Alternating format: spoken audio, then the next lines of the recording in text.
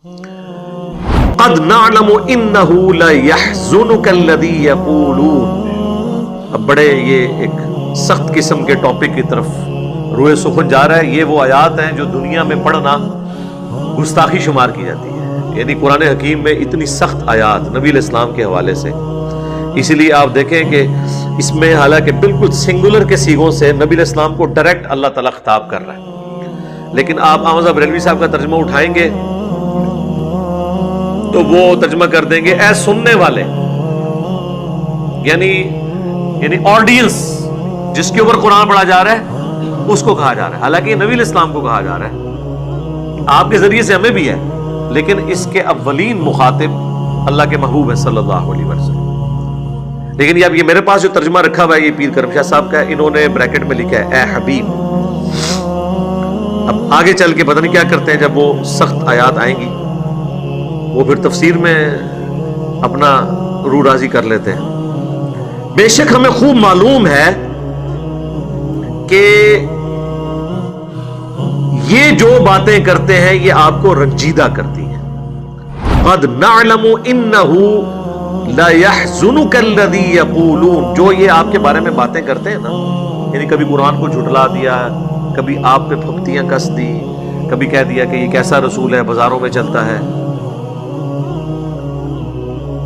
اور اس پہ آسمان سے ایک فرشتہ کیوں نہیں نازل ہوا، اس کو وہ معجزہ کیوں نہیں دیا گیا جو اگلے انبیاء کو دیے گئے. ان ساری باتوں سے نا آپ کو ظاہر ہے دکھ تو ہوتا ہے، غم تو ہوتا ہے.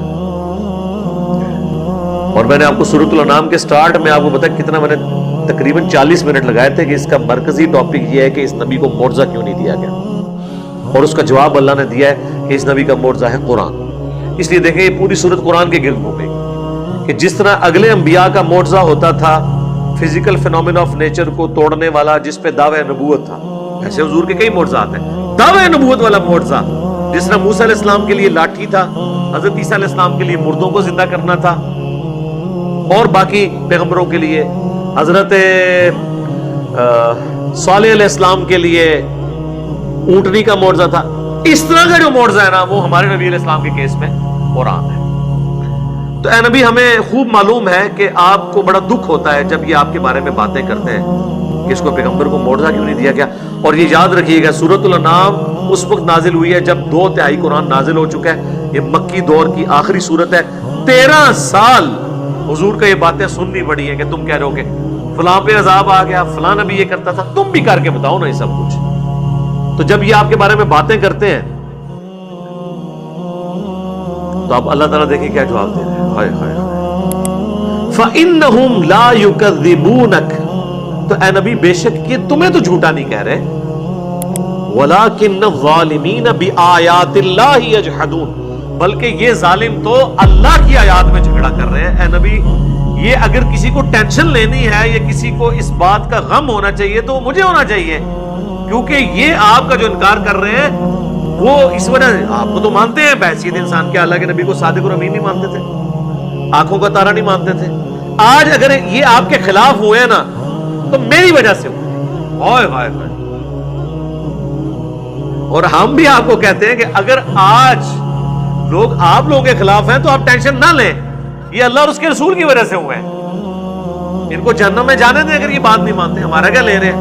اگر کوئی شخص قرآن و سنت کی دعوت سن کے حق قبول نہیں کرتا تو اس سے میری آخرت میں کیا فرق پڑتا ہے، اپنی آخرت کو برباد کر رہا ہے. تو اے نبی یہ آپ اتنا غم نہ کھائیں، یہ آپ کا انکار تو بات کی بات ہے، اصل میں تو یہ ہمارا انکار کر رہے ہیں کہ ہم نے آپ کے اوپر قرآن نازل کیا، یہ ان آیات کو نہیں مان رہے، اس میں جھگڑا کر رہے ہیں. یہ حضور کو تسلی دی جا رہی ہے کہ آپ نے ٹینشن نہیں لینی، اور آپ کو بھی ہم یہ سمجھاتے ہیں کہ آپ کا کام صرف بتانا ہے. کوئی مانتا ہے مانے، کوئی نہیں مانتا نہ مانے. وما علینا الا البلاغ، ہمارے ذمہ تو نہیں مگر پہنچا دینا. اے نبی ہم آپ سے نہیں پوچھیں گے کہ لوگ جہنم میں کیوں گئے. سورۃ البقرہ ما انزلنا علیک القرآن لتشقى، سورہ طٰہٰ ہم نے قرآن اس لیے نازل نہیں کیا کہ آپ مشقت میں پڑ جائیں کہ لوگ بات کیوں نہیں قبول کر لیں. الا تذکرۃ لمن یخشی، قرآن تو صرف ان لوگوں کے لیے نصیحت ہے جو ڈر جائیں. جو ڈر نہیں رہے، نہ ڈر بنے ہوئے ہیں، بدماشی پہ اترے ہوئے ہیں، قرآن میں ان کے لیے کوئی ہدایت نہیں. فذکر بالقرآن من یخاف وعید، اے نبی قرآن سے آپ نے اس کو نصیحت کرنی ہے جو ڈرتا ہو. یعنی اللہ کو بھی پتا ہے جو ڈرتا نہیں ہے اس پہ قرآن کو نہیں اثر ہونا. اسی لیے قرآن کے سٹارٹ میں پہلے صفحے پہ ہے ھدی للمتقین، قرآن میں ہدایت اس کے لیے جو ڈر جائے. ھدی للناس ہے پوری انسانیت کے لیے، لیکن پوری انسانیت میں بھی وہ جو جاگنا چاہیں، جو سویا ہو اس کو آپ جگا سکتے ہیں، جو آنکھیں بند کر کے لیٹا ہے وہ تو پہلے ہی جاگ رہا ہے، اس کو کوئی نہیں اٹھا سکتا. ہاں وَلَقَدْ كُذِّبَتْ رُسُلٌ مِّن قَبْلِكَ، اے نبی آپ سے پہلے بھی رسولوں کا انکار لوگوں نے کیا. یعنی آپ کے ساتھ یہ کوئی نیا کام نہیں ہوا. جب کبھی بھی توحید کی آواز اٹھی ہے تو مخالفین یہی کچھ کرتے تھے. فَصَبَرُوا، تو آپ نے کرنا ہے صبر، ٹینشن نہیں لینی. کام کیا صبر. عَلَى مَا كُذِّبُوا، تو وہ رسول بھی صبر کیا کرتے تھے اس بات پہ کہ لوگ انہیں جھٹلایا کرتے تھے. وَأُوذُوا، اور انہیں اذیت دیا کرتے تھے. حَتَّى أَتَاهُمْ نَصْرُنَا، یہاں تک کہ ہماری مدد آ پہنچی.